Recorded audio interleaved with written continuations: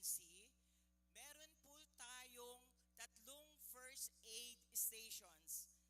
Ang dalawa ay nakapwesto malapit sa magkabilang gate at ang isa naman ay nasa gilid ng Capitol Building o sa harap ng PO or PRC Building.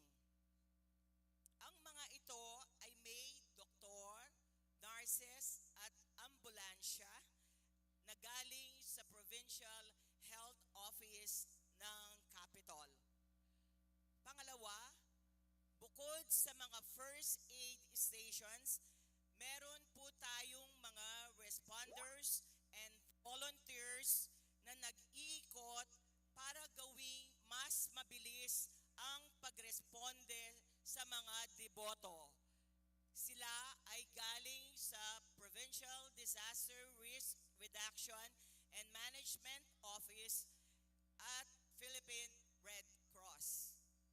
Pangatlo, ang mga kapulisan, civil security at mga kawani galing sa Provincial Warden at General Services Office ay nakapwesto din sa iba't ibang lugar para mapanatili ang kaayusan at seguridad sa Capitol Compound.